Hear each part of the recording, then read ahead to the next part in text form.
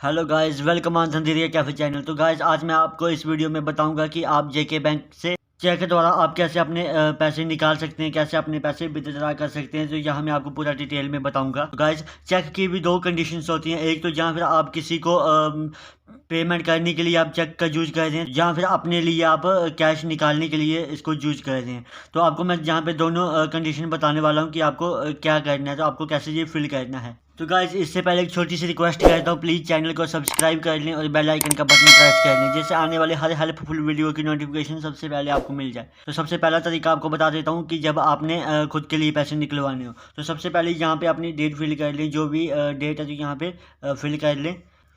तो यहाँ पे देखिए आपको क्या लिखना है। अगर आप खुद पैसे निकलवाने जा रहे हैं तो यहाँ पे आपको सेल्फ का यूज करना है, तो सेल्फ लिखना है। अदरवाइज़ अगर आप किसी को भेज रहे हैं तो जैसे अपने फ्रेंड को या फिर किसी को भी भेज रहे हैं, तो आपको उसी का नाम लिखना है जो पैसे लेने जा रहा है।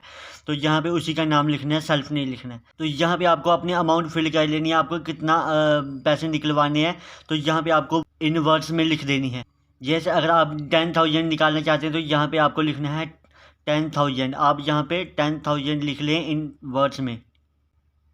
तो यहाँ पे आपको इन फिगर में 10,000 लिख देना है।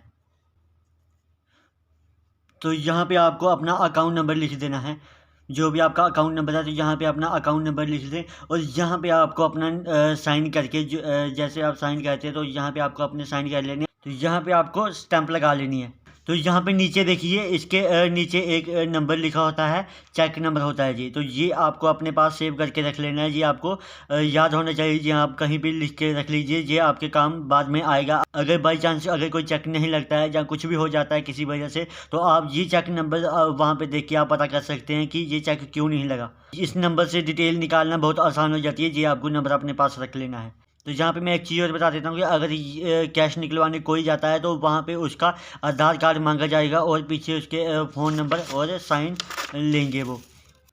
तो यहाँ पे मैं एक मेन चीज़ और बता देता हूँ आपको कि अगर आप ये चेक किसी को देते हैं, अगर आप किसी को पेमेंट करते हैं, तो आपको उसका यहाँ पे नाम लिख लेना है कि कोई भी आपको फर्म है, पार्टी है या किसी को भी आप चेक देते हैं तो यहाँ पे उसका नाम आ जाएगा। यहाँ पे और कुछ नहीं लिखना है, उसकी पार्टी का नाम आ जाएगा। अदरवाइज अगर पार्टी है तो पार्टी का नाम आ जाएगा।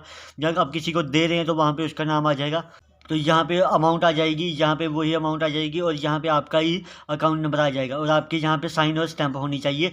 तो यहाँ पे देखिए एक चीज़ और जो मेन चीज़ है वो बताने वाला हूँ। तो यहाँ पे ध्यान से देखिए। तो जब आप पेमेंट के लिए किसी को चेक दे रहे हैं तो आपको ध्यान रखना कि यहाँ पे 2 लाइनें लगानी है। अगर आप खुद के लिए इस्तेमाल करते हैं तो आपको यहाँ पे 2 लाइनें नहीं लगानी है। अगर आप किसी को दे रहे हैं जो चेक, तो आपको यहाँ पे 2 लाइनें ज़रूर लगानी है। तो गाइस यहाँ पे एक और कंडीशन आती है, जो थर्ड कंडीशन है वो आपको बताता हूँ कि जब आपको कोई पेमेंट करता है तो वो आप कैश कैसे विथड्रॉ कर सकते हैं।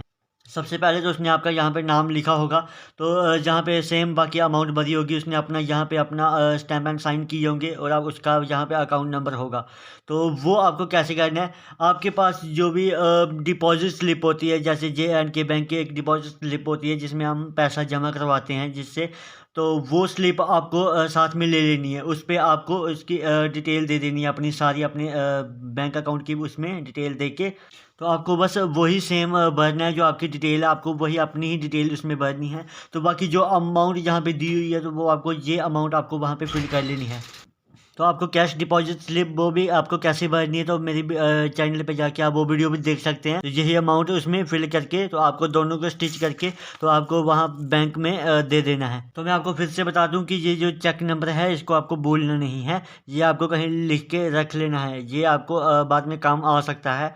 अगर आपका चेक नहीं लगता है या किसी वजह से बाउंस हो जाता है या कुछ भी हो जाता है, तो आपको ये चेक नंबर डिटेल लेने के लिए काम आ सकता है।